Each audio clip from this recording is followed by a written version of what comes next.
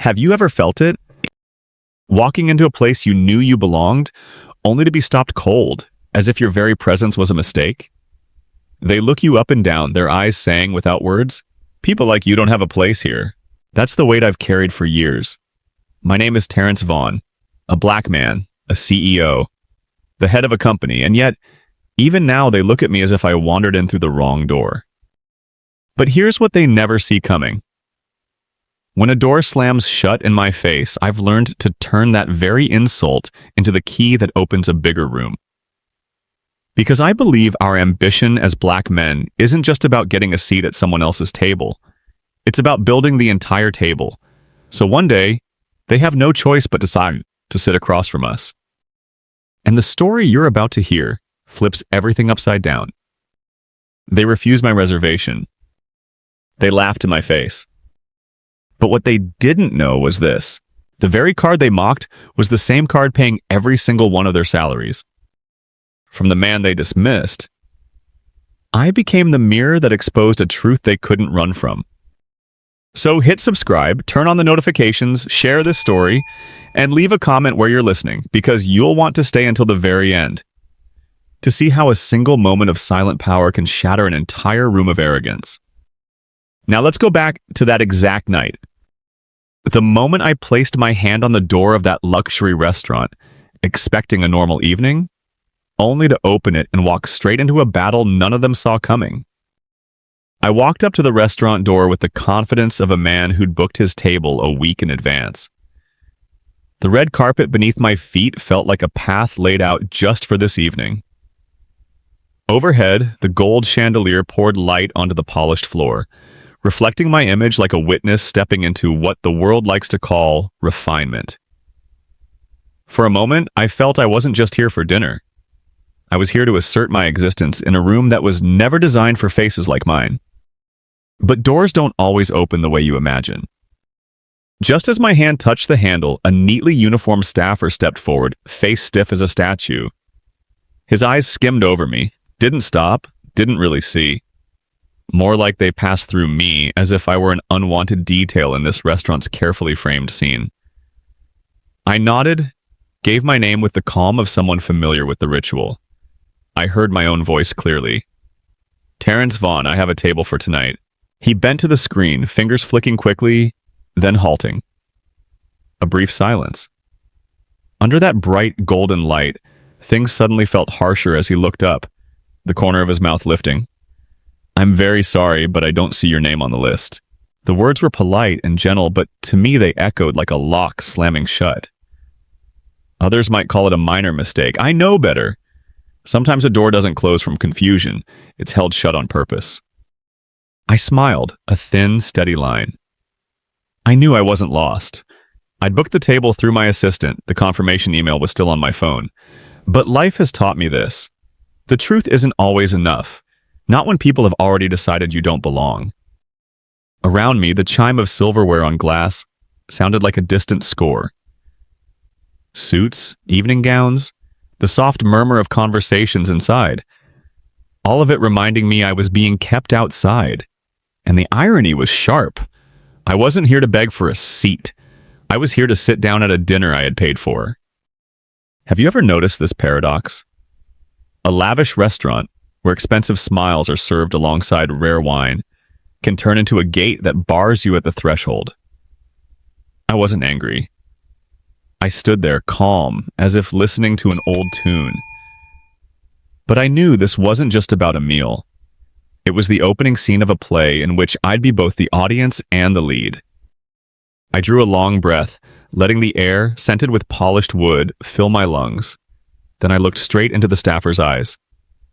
I didn't argue. I didn't raise my voice. Because in that moment, my silence was the key. A key I would use to open the doors they believed they'd locked. The host lifted his gaze, his eyes passing over me like I was a stray shadow that had wandered in. His fingers moved across the terminal again, then stopped, his brows tightening a touch. After a beat, he shook his head, voice smooth, so polite it felt artificial. "Sir, I'm afraid we don't see your reservation here." I heard it as another deadbolt. This time not iron, but the invisible metal of suspicion and bias. The way he said it reminded me of countless moments. Boardrooms, airports, hotels, where I've had to prove I had the right to stand where I stood. Their politeness has never been respect. It's a gilded wall, bright, cold, and separating me from what is mine. I inhaled slowly. No anger, no rush. I repeated my name, clearly each syllable a pinpoint. Terrence Vaughn. I booked the table a week ago. He bent to the screen again, pretending to check one more time, then looked up and repeated the same line. I'm sorry. There's no reservation under that name. Behind me, I heard the soft halt of silverware. A few diners turned. The room seemed to crack a little, exposing an unwelcome truth. I wasn't just being denied a seat. I was being displayed to the entire room, a man who had supposedly knocked on the wrong door. I smiled lightly, part irony, part restraint. Not at him, but at the situation itself. I thought, how strange. People will spend hours crafting menus, arranging each glass just so, and in seconds erase a person's name from the list. The host said nothing and looked at me, waiting for me to withdraw. He knew the scene well. Many have walked away in quiet shame, accepting the removal. But I am not many. I've known this game a long time, and I know silence isn't always retreat. Sometimes silence is the prelude to a counterattack. A flash of memory. The time I was stopped at the entrance of a 5-star hotel, same excuse, not on the list. A few hours later, I was at the podium of the very conference they were hosting, every staff member compelled to listen. That memory reminds me, moments of refusal often mask a larger truth. I rested my hand on the counter, not slamming, not making a scene, just enough to create a pause. I met his eyes, which wanted to slip away. I spoke softly, almost a whisper, but loud enough for those nearby to hear. Try searching again. Sometimes the important names are placed where you don't expect. In that instant, I didn't need to prove anything. The line wasn't only for him, it was for the eyes gathering behind me. And I knew, this play had barely begun. I stayed silent, didn't argue. Because my silence in that moment was the overture to a fight they hadn't recognized yet. The host likely thought I'd accepted defeat. He lowered his eyes and kept typing, as if my presence were a minor interruption in his process. But the way I stood there, not stepping back, not turning away, began to change the air. The silence wasn't weak. It reverberated, slipped under skin, made those nearby angle their heads. They were waiting for the familiar scene. A black man turned away from the table he'd paid to sit at. They expected flushed cheeks, a reaction, something they could murmur about over wine. Instead, they saw a steady face, a spine straight, an unwavering gaze. Deep down, I heard a dry laugh. Memory, not mockery in the room. How many doorways like this have I stood in? At schools, at airports, at conferences? How many times have I been treated as though my disappearance would keep the world tidier? And how many times has that very pause been where I learned to flip the board? I looked around the room and took in the contrast. Candles glowing on tables, crystal gleaming, gowns and tuxedos immaculately arranged. A perfect tableau that unravels the moment one person refuses to follow the script. Tonight, that person was me. There's a pattern I've come to recognize in moments like this. When you don't react the way they expect, you become a mirror for their anxiety. They want you loud. It makes you easier to dismiss. Stay quiet, and suddenly they're the ones uneasy. I folded my arms and tilted my head slightly, like a man watching a bad performance. I didn't need to shout that I had the right to be there. I only needed to stand and let my presence speak. Because sometimes silence is the drumroll for a battle your opponent never prepared for. A bitter thought passed through my mind. They can't find my name. Funny, just hours ago, that same name approved payroll for thousands. Maybe their list is too small to hold a truth this big. I kept that to myself, for the right moment. Because this story wasn't over. In fact, it had just begun. And every eye on me now would soon see how I turned silence into a weapon. And that's when I realized, this room won't hear the neat clink of silverware and glass for much longer. Instead, they'll hear the sound they hate most, the truth laid bare, right in front of them. How many times must a black person stand, waiting, while others decide whether we have a place? And how many times does that waiting become the first moment of a complete reversal? I kept standing at the counter, Holding onto my smile, a thin sheet of silk stretched across a lake. But at a nearby table, a few guests turned to look. Their smiles were faint, their eyes scanning me head to toe as if appraising merchandise at a street stall. That look wasn't simple curiosity, it was measurement, comparison, then conclusion. I didn't belong here. I'd seen that look before. At airports, it often came with, "Are you sure this ticket is first class?" In boardrooms, it arrived with whispers, "Is he someone's assistant?" And here, in this polished restaurant, it was back, this time a silent verdict. He must be out of place. The room's sounds carried on, but I caught the shift. Silverware hitting glass now in uneven rhythm, like an orchestra suddenly off beat. They didn't stare long, just enough to make sure I felt it, like someone spotting a wrinkle on silk curtains. Not enough to ruin the view, but enough to irritate them.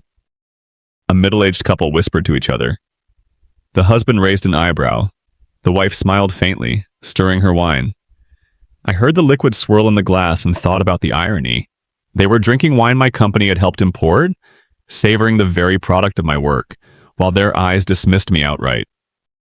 At the next table, a group of younger diners tilted their heads, murmuring just loud enough for me to catch. "Looks like someone's at the wrong address." Laughter followed, light as raindrops, but sharp enough to pierce the air. I didn't react, I kept my smile. Inside, I was watching.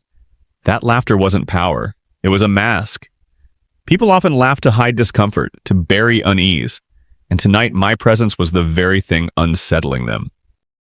Years have taught me this. When a room starts laughing at you, stay quieter than ever. Silence turns their laughter into echoes, echoes that reflect only their own shame.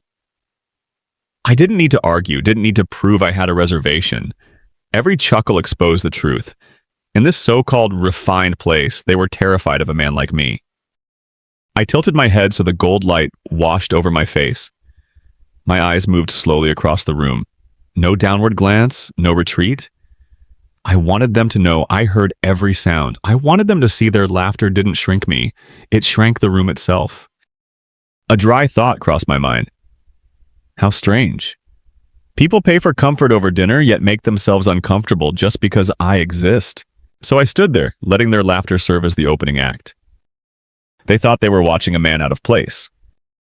They didn't know they were extras in a story I was writing. Then, cutting through the murmurs, a voice rose, sharp, deliberate. An older man with silver hair, bespoke suit, eyes glinting with the entitlement of someone long used to leather-backed chairs, raised his glass and said dryly, "Perhaps he mistook this for the diner across town."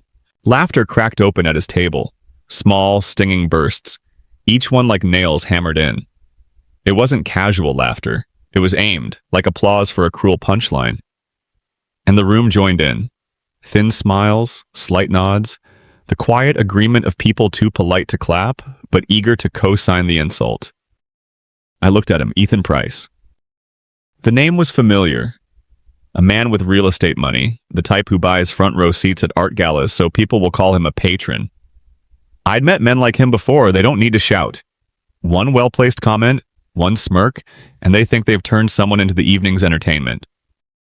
I smiled back, not out of amusement, but because I knew the real punchline hadn't arrived yet. My glance flickered like a private joke. If you think this is theater, wait for the third act. The air shifted. People began watching me not as an outsider, but as the center of a scene. They thought Ethan had scored his point. In truth, he just stepped into a role he didn't know I'd written for him. In my head, I thought, interesting, Ethan, you think I'm in the wrong place, but tonight you picked the wrong battlefield. I didn't come for a chair. I came to show you this table was never yours to own. The laughter thinned, leaving behind a bitter aftertaste. I kept my eyes on him longer than necessary, long enough for him to feel it. My silence turned into a mirror, and in that mirror, I caught it. A flicker of unease in his eyes that the others missed. Some say the sharpest weapon isn't the comeback, but making others hear the echo of their own words. Tonight, I let their laughter echo, let them taste the hollowness themselves. I breathed slowly, lips curving. Not in surrender, but like someone watching dominoes line themselves up. I didn't need to respond, the game pieces were already moving. I'd heard this kind of laughter before. In classrooms, when the teacher mispronounced my name and the kids snickered. In boardrooms, when my ideas were dismissed until someone else repeated them seriously.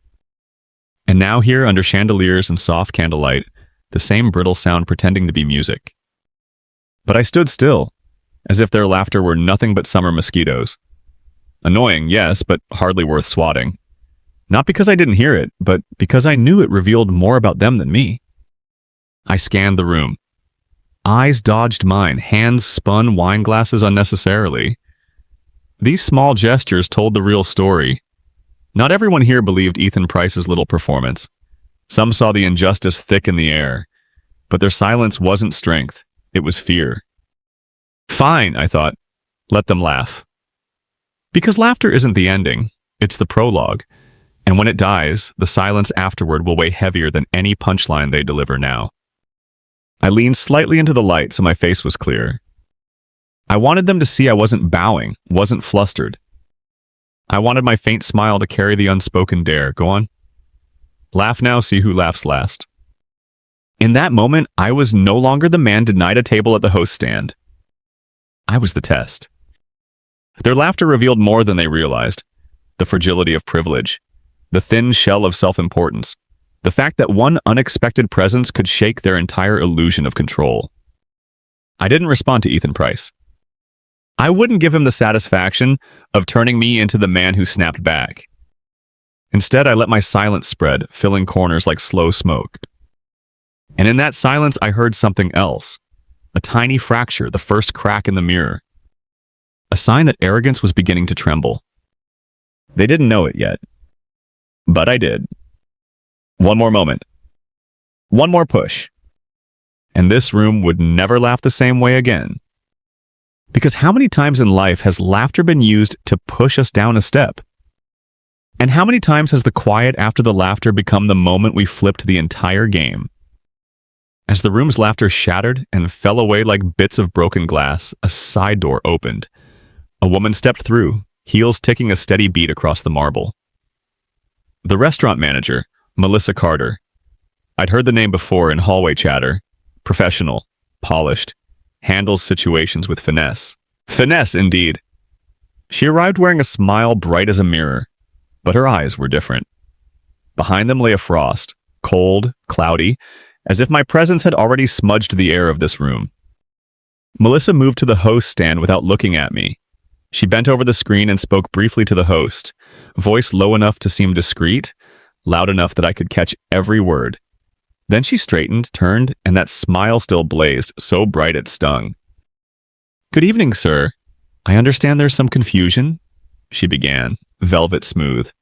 But I knew there was steel under that velvet, the kind forged by years of practicing the art of smiling while shutting people out. I nodded, letting the smile lead wherever it intended to go. She tilted her head, the smile unchanged. "We curate our guests carefully here, I'm sure you understand. Curate." The words slid out like a knife wrapped in tissue. Not simply we select our customers, but something deeper. People like you don't belong in the picture we want to hang on our wall. I met her eyes. That frosted glaze reminded me of a mirror fogged with breath. It reflects, but never really sees. The room inhaled in unison. A few diners pretended to stay absorbed in their conversations, but their eyes tracked every move between us. They knew this courteous little scene was the real centerpiece of the evening. I let the corner of my mouth lift, half smile, half taunt. What a graceful turn of phrase, a room full of wine, candles, and background music, and one sentence turns it into a sorting gate. Melissa didn't flinch. Her smile, if anything, shone brighter, as if I'd complimented her. But at the corner of her eye, a thin tendon drew tight. People think smiles signal ease. Here, the smile was a mask, glued on to hide discomfort. And I knew, the longer I held my silence, the more that mask would crack. I didn't need to raise my voice. I didn't need to plead my case. Simply standing there, refusing to drop my gaze, turned that smile into evidence of what it was. A thin sheet of ice, ready to splinter. She repeated it, wine-sweet voice tempered with steel. "We curate our guests carefully." Short, polished, like a gem cut to perfection. But in the candlelight, I heard it as the scrape of a blade on wood. Because buried inside was a quiet clause no one needed translated. You don't fit here. I let the syllables fall, echoing like a gavel on a closed door. No one nearby needed a glossary. They all understood. Some feigned distraction, lips still moving over their small talk while their eyes slid sideways. They heard, they understood, and they chose silence. Silence is easier than speaking up. I lifted my lip in the slightest smile. The wordplay was surgical. No raised voices, no explicit bands. Just one courteous sentence erecting an invisible wall. Mortar mixed from charming smiles and refined diction. The far side of it, arctic and ruthless. I wondered if Melissa knew that this finesse was the clearest confession of all. People think bluntness is cruelty. Not always. Real cruelty lives in velveted refusals, where denial is framed as art. I stayed put, letting her smile keep blazing. I wanted the room to watch the contrast, a manager straining to maintain the posture of power and me, unmoved by the edge hidden in her words. A wry thought crossed my mind. They curate guests the way they choose paintings for their walls. Then tonight, I'll be the canvas they can't cover. A picture hung square in the middle of the room, whether they like it or not. Our eyes locked. A shard of cold flashed, quickly lacquered over by practiced calm. But I saw it. At the corner of her eye, the mask beginning to web with hairline cracks. The room seemed to hold its breath. Silverware paused. A whisper rose from a far table. They were waiting for my reaction, hoping I'd snap, raise my voice, step into the part they'd written for me. I didn't give them the satisfaction. I only tipped my head and said, low and even. A very elegant arrangement. But sometimes, the things you decide to leave out are the very things that keep the picture from ever being whole. Melissa didn't answer. The smile stayed, but by now it was armor. And once armor appears, it's only a matter of time before it dents. I didn't strike back. My silence wasn't weakness, it was the cord tightening the room, waiting to twang. She held her place, smile glittering, eyes sheathed in ice. She likely believed her line had closed the file, but I knew my quiet was opening a fissure. Restlessness stirred. Some guests tapped fingers on linen, others traded glances, seeking consensus. The air pulled taut, like a drumhead waiting for the stick. The pattern is always the same. They want me to perform the script, raise my voice, take the bait, so they can file me into the box they built. But when I refuse the role, they're the ones who don't know what to do. They can't label it, they can't cast it. The play they think they direct slips out of their hands. I held Melissa's gaze, not hostile, just steady and unblinking, until her smile started to feel stagey. Nothing is more unnerving than being watched while you're wearing a mask. And tonight, she knew I was seeing straight through it. Another dry thought drifted by. How odd. Fresh flowers, curated art, scented candles, and one quiet stare is all it takes to make the atmosphere shatter. Silence, I realized again, is the one weapon they're never trained to meet. They can twist words, block actions, but they can't grab hold of a pause. And once a pause stretches, it exposes precisely what they meant to hide. I said nothing more.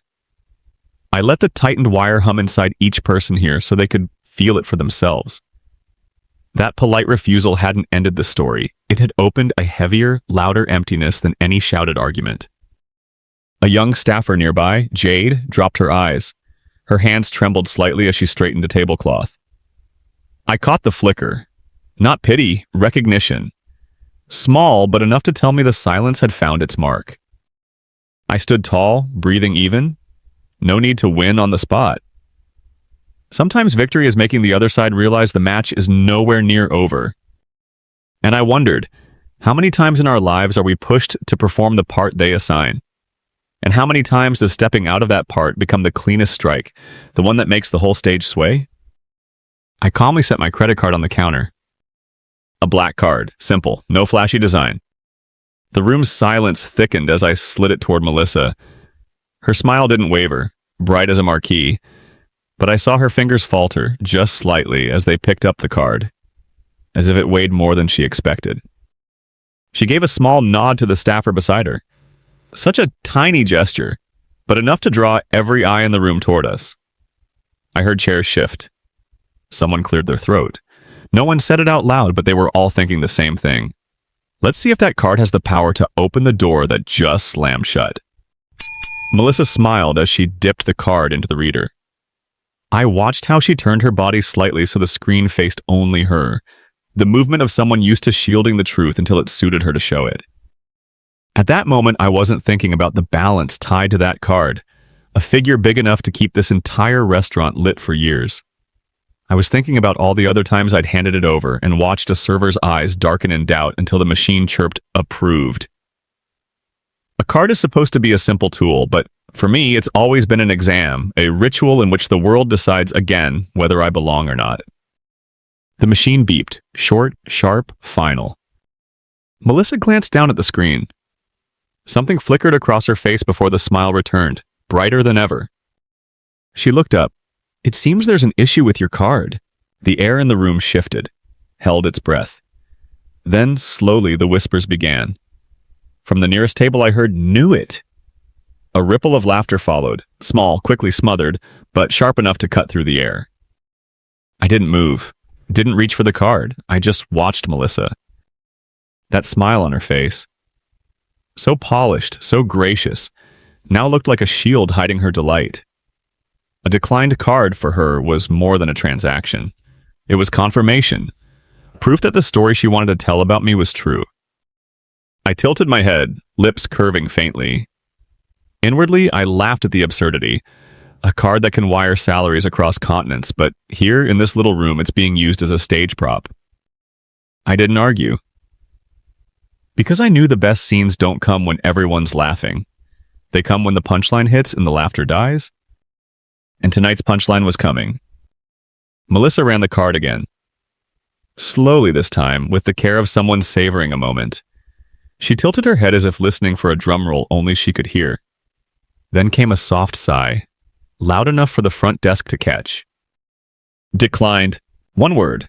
Short, precise, cruel in its neatness. The room reacted instantly.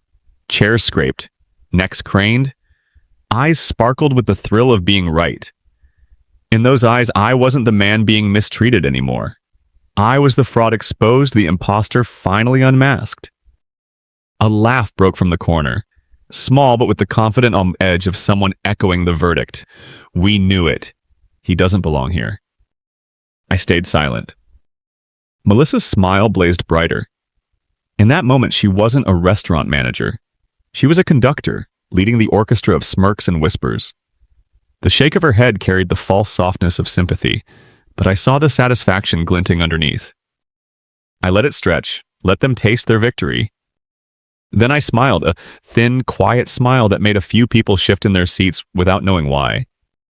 Because in my head, the irony was deafening.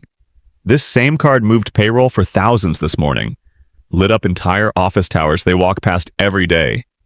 And here in Melissa's hands, it's reduced to a punchline. They were seeing what they wanted to see, a man humbled.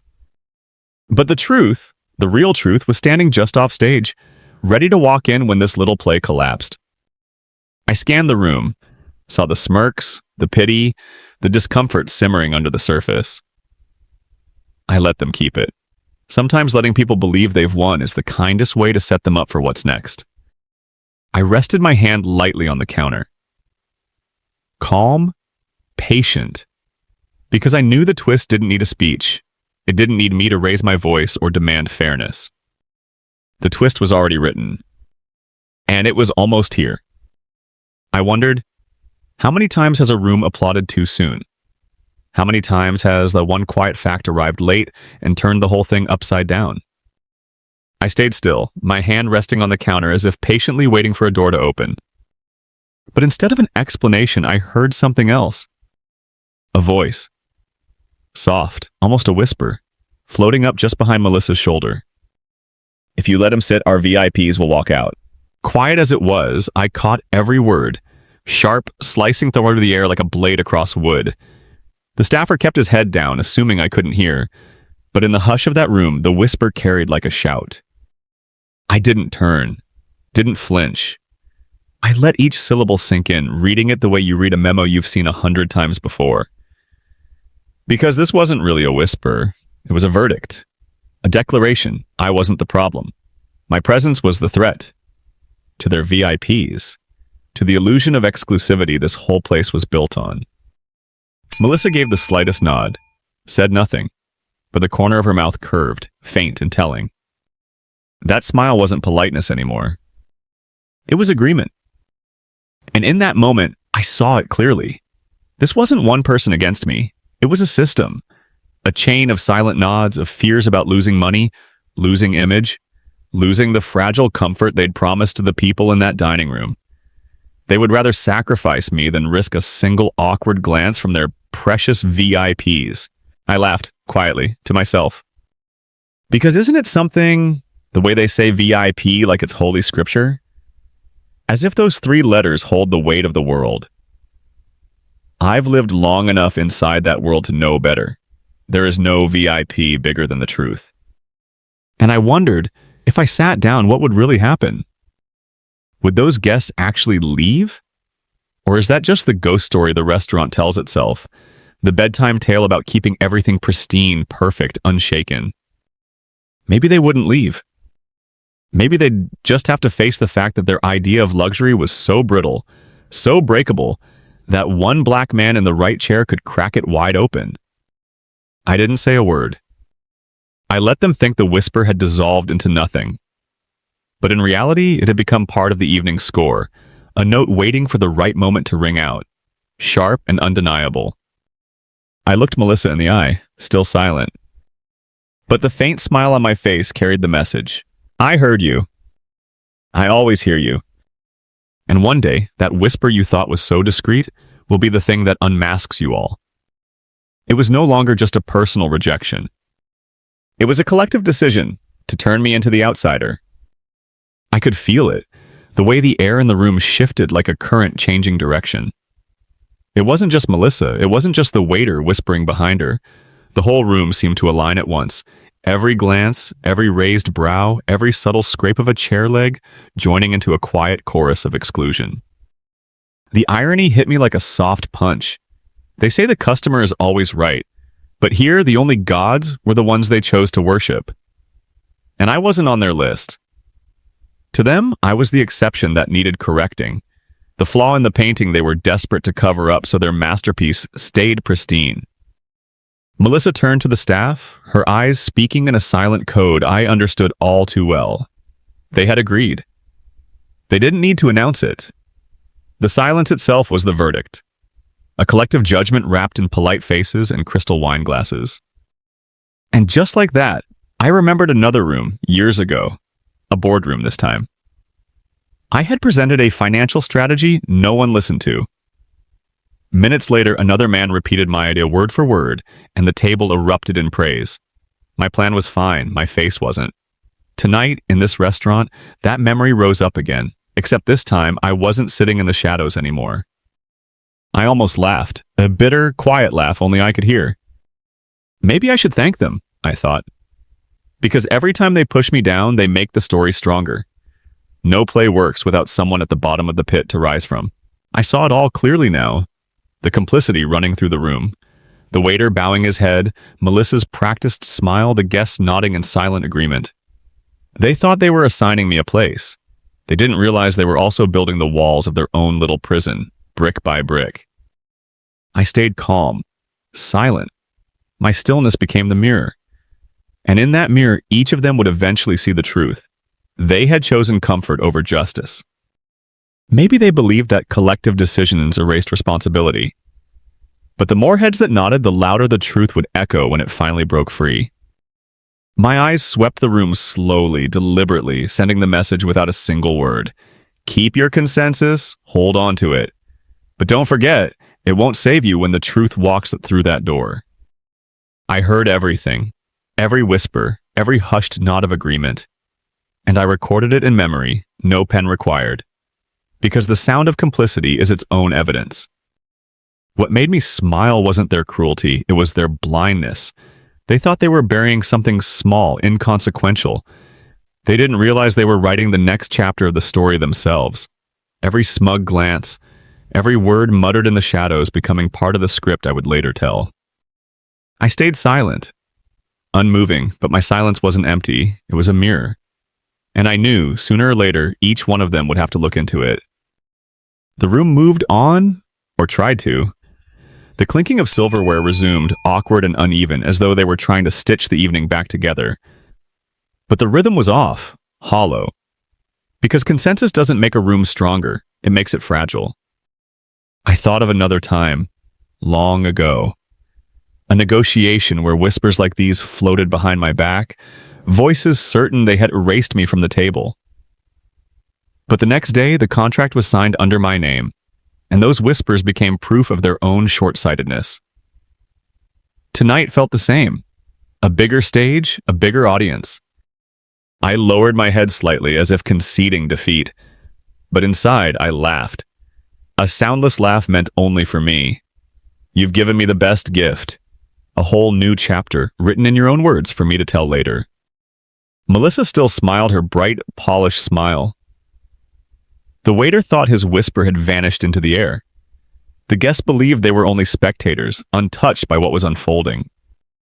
None of them realized they had all stepped onto the stage now. Every gesture, every smirk, every silence, they were all part of the play. I lifted my face, letting the light catch it. I wanted them to see I wasn't defeated. I wanted them to understand this silence wasn't surrender. It was patience, preparation. And I wondered how many whispers in history were assumed to disappear forever, and how many ended up as the spark that burned the whole room down.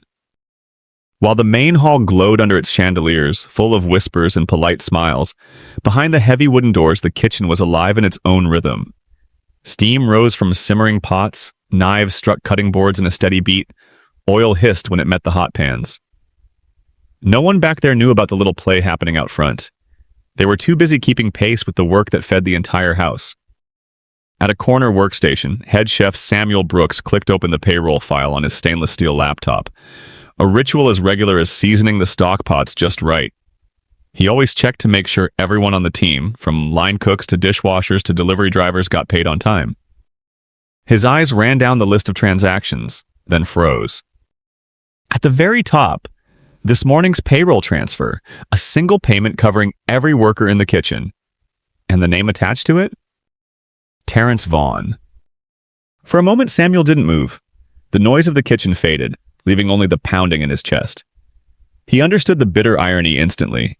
The man being humiliated out there, the one they were treating like an imposter, was the reason this kitchen could keep its lights on. Every paycheck in this building, from sous chef to busboy, had been funded by the very card sitting in Melissa Carter's hands. The same card she had just declared declined. A dry laugh slipped from Samuel's throat. Not a happy laugh, but the kind you let out when something is so absurd it almost knocks you off balance. So this card can keep the stoves burning, he thought. But out there, they've decided it isn't worth the plastic it's printed on. He looked around at his crew, faces slick with sweat, unaware of what had just been revealed.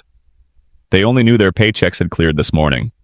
That meant food on the table, bills paid, kids cared for. And the man behind it was standing outside right now, taking every smirk and whispered insult while the truth stayed locked in Samuel's laptop. Something tightened in Samuel's chest. The restaurant might want to erase Terrence Vaughn, but Samuel couldn't. Staying silent would make him complicit. And Samuel Brooks wasn't the kind of man who lived behind masks. He closed the payroll file, wiped his hands on his apron, pulled off his chef's hat. The decision was simple, but it rang like a drumbeat in his chest. Go. Tell them the truth they're so desperate to bury. He pushed through the kitchen doors, the heat following him like a herald. The smell of roasting garlic and simmering wine spilled into the main hall as he stepped into the light. I saw Samuel emerge, though I didn't yet know what he carried. He didn't move like the other staff, no hesitation, no downcast eyes. He walked straight toward the host stand where Melissa still wore her glittering smile. The entire room stilled. Forks, knives, wine glasses froze midair. A hush spread so wide you could hear the air conditioning hum above the chandeliers. Samuel looked at Melissa. When he spoke, his voice wasn't loud, but each word landed like iron dropped on marble. The man you're refusing is the one who paid your salaries this morning. 1 second, 2, 3. The room went dead silent. Melissa's smile cracked first, stiff at the edges like paint drying too fast. Ethan Price, the man who had made the earlier diner across town joke, coughed into his fist, his smirk collapsing halfway. Conversations strangled themselves mid-sentence. Even the piano music in the background suddenly felt too loud, out of place. I didn't move, didn't speak, I didn't have to. Samuel had done what I never needed to, dragged the truth into the center of the room and left it there like a stone dropped in a still pond. The ripples spread fast. No arguments, no excuses, just one cent and 9 tenths, and the whole performance out front buckled under its weight. Faces flushed, not from wine, but from shame. People who had nodded along with Melissa minutes earlier now found the floor very interesting. No one met my eyes. I smiled then. Thin, sharp, humorless. Not at Samuel, but at the entire glittering room. The lesson was too perfect to ignore. The card they mocked was the thread holding this place together. And once that truth surfaced, every laugh they'd thrown my way turned into a confession. Samuel's words cut through the room like a blade. The man you're refusing is the one who just paid your salaries. They weren't loud, yet they carried more weight than any shout could. The sound slid through the air like a cold knife slicing silk, stripping away every layer they'd used to hide behind. For a moment, every blink, every breath in the room felt heavier than the chandeliers above them. Melissa froze. The hand still holding my card trembled. Just once, just enough for me to notice. Her polished smile cracked at the edges, splintering like thin ice underfoot. The guests who had laughed earlier dropped their eyes into their wine glasses, as if the answers were swirling in the dark red liquid. Ethan Price coughed, a short, dry sound that echoed like a confession he didn't mean to make. I didn't speak. I didn't need to. My gaze moved slowly across the room, over the host stand, across Melissa's stiff posture, stopping at the table where the smirks had started earlier. I wanted them to understand my silence was no longer defense. It was indictment. Inside, a bitter smile unfurled. How fitting. Moments ago, they nodded in perfect unison, proud of the way they erased me from their perfect little picture. Now one sentence had flipped the canvas, exposing the paint, still wet beneath their performance. I looked at the card in Melissa's hand. An hour ago, they used it as proof I didn't belong. Now, under the weight of truth, it had become a mirror, throwing back the falseness in every laugh, every carefully measured word. There is a kind of silence that doesn't feel empty at all, a silence so heavy it presses down on the walls, on the air, on every person sitting too straight in their velvet chairs. That was the silence filling this room now. I could see the tiny shifts, a chair sliding back an inch, someone clearing their throat, another sipping water though their glass was already empty. As if distance could save them, as if motion could erase what had just been revealed. But truth doesn't need to move closer. Truth simply stands there, undeniable, while everyone else scrambles for a place to look. I stayed where I was. No stepping forward, no storming out. Let them sit with it. Let the silence scrape against the crystal stemware and the soft music and the faint candlelight until all of it felt wrong, like a stage set left under the wrong lighting. Because the most interesting part was still coming. They hadn't yet decided what role to give me now. A moment ago, I was the intruder, the mistake, the outsider. Now the story had cracked, the script had burned, and they hadn't written the next act yet. And I wondered, how many times has truth taken down an entire room in one sentence? How many times has a moment like this turned the excluded man into the one rewriting all the rules? The truth had been spoken and the room collapsed into a silence so thick it felt alive. Not the peaceful hush of a concert hall between movements, but the suffocating kind, the kind that makes every breath sound like a confession. Melissa stood frozen. Her hand still clutched the card, rigid, as though it had turned into evidence against her. The polished, calculated smile she had worn all night hardened into something crooked, a mask cracking under its own weight. She didn't need to say a word. Her face had already confessed everything. Ethan Price, the man who'd so casually tossed out his little insult earlier, now cleared his throat in a cough that didn't fool anyone. It rasped through the air, brittle and dry, sounding less like a habit and more like punctuation, a period slamming shut on the self-assurance that had filled this room moments ago. At one table, Jade, the young server, kept her eyes glued to the linen she was pretending to straighten. Her hands trembled slightly. She didn't look at me anymore, not out of disdain, but out of shame. And that shame was louder than any laughter had been before it. I stood there saying nothing. I didn't need to shout, I didn't need to demand explanations or fairness. Silence had become my sharpest weapon. It slipped into every crack in this room, turned every smirk, every polite word, every forced laugh into a witness against itself. There's a strange paradox to silence. The more people share a room, the heavier it grows. The harder they try to act normal, the more unnatural it becomes. And now, I was no longer the man on trial. I was the axis the entire room was tilting around. In my head, a thought burned clear. They built this whole stage to decide who belongs and who doesn't. One sentence tore the curtain down, and here they sit, staring at the man they tried to erase, the same man keeping the lights on above their heads. I took a slow, deliberate breath, letting them see I wasn't collapsing. The silence didn't shrink me. It made me larger, and I could see it in their eyes. The balance of power had just shifted. I stepped forward, slow, unhurried. My shoes struck the marble floor with a rhythm that cut through the quiet like a drumbeat. People watched even if they tried not to, pretending to sip wine, to study their napkins. But I felt their attention like heat on my skin. I stopped at the center of the room. My voice came low, steady, carrying easily in the tense air. Strange, Mike Batiash. I came here for a meal. Turns out I've been feeding you all along. The words slid through the space like a needle through silk. No anger, no volume. Just precision.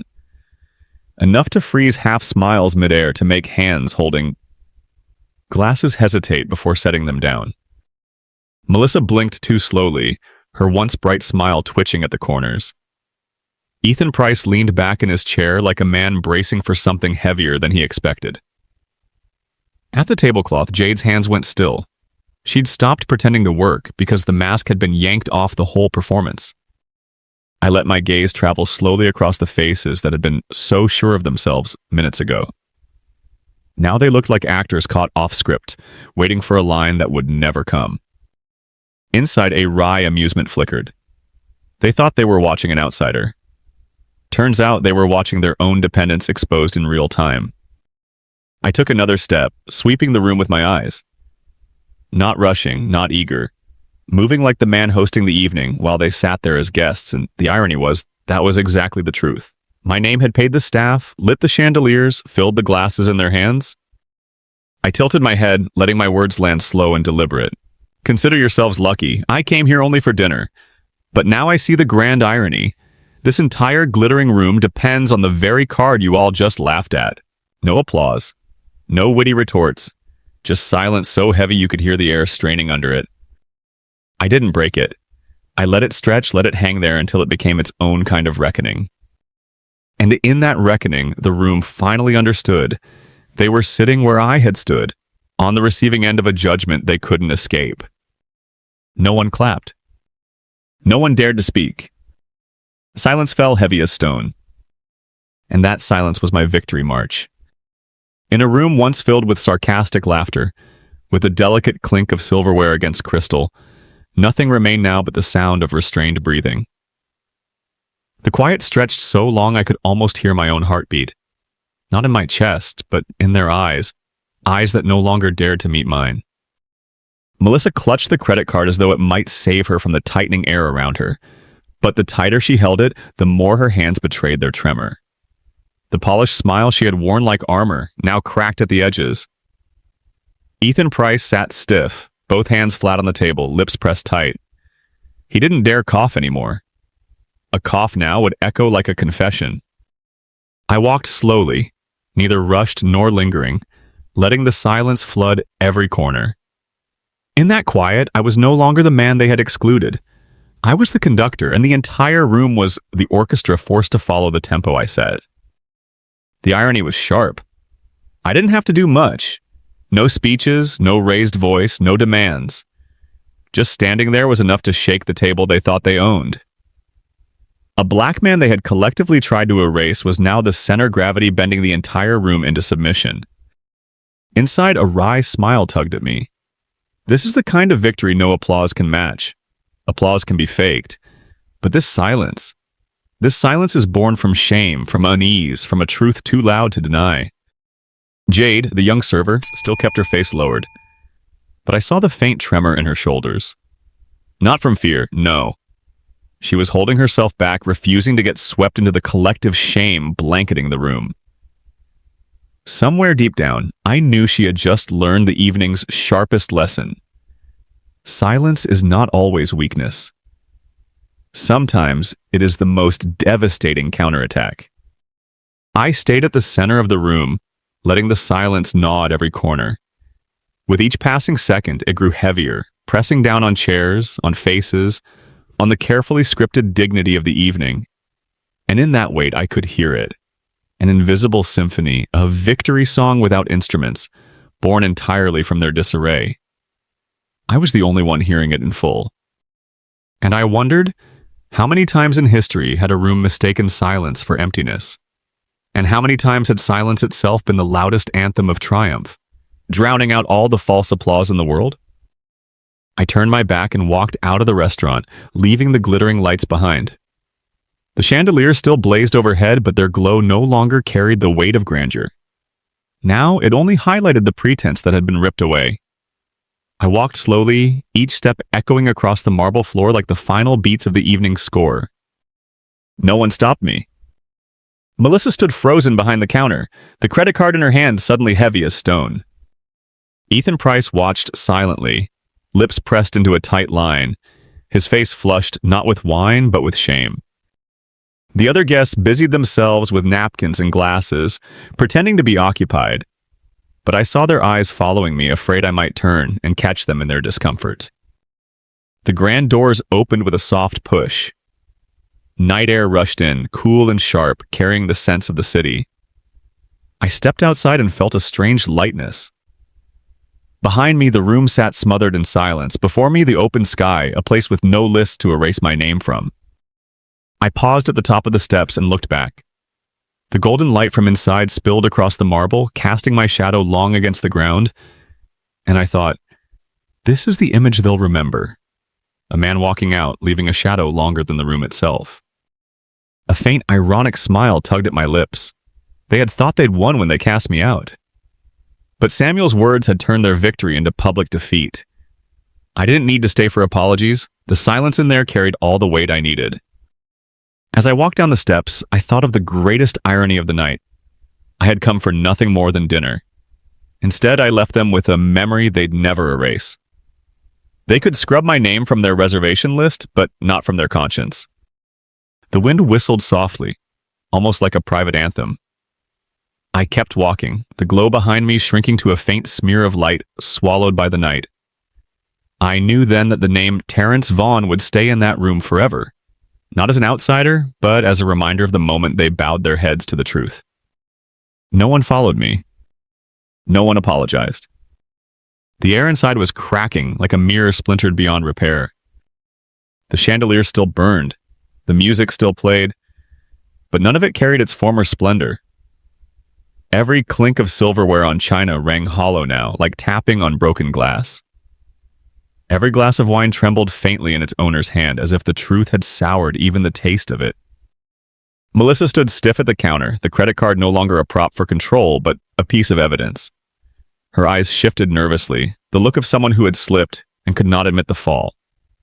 Because to admit it would be to shatter completely. Ethan Price leaned back, forcing himself into a pose of composure.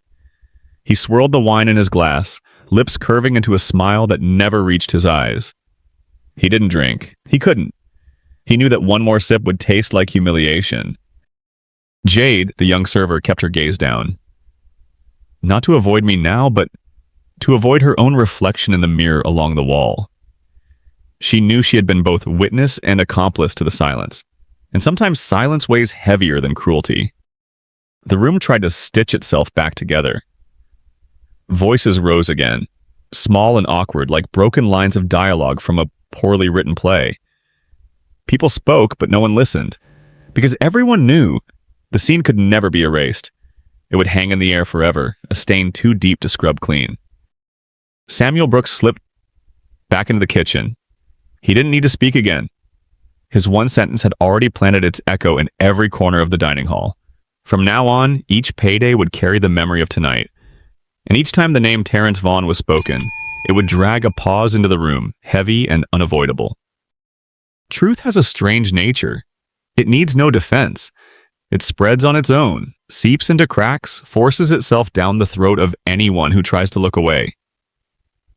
Tonight it was dripping into every chair, every painting on the walls, every pair of eyes that had once turned against me. They didn't run after me. They didn't apologize. Because they knew chasing me would only make the truth louder. And yet, their silence was confession enough.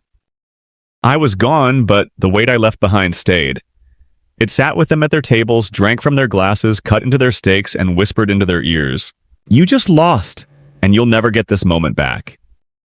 Stepping out of the restaurant, I stopped under the streetlight. Tonight, the breeze was cool and easy, sweeping away the suffocating weight the room behind me had tried to press onto my shoulders.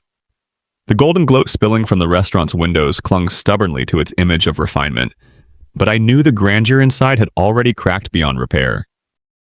A thought rose in me, clear, proud, and sharp all at once.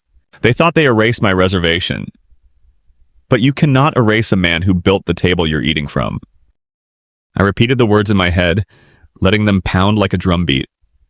They could scratch my name off some tiny list, brandish a declined excuse to toss me aside in a single evening.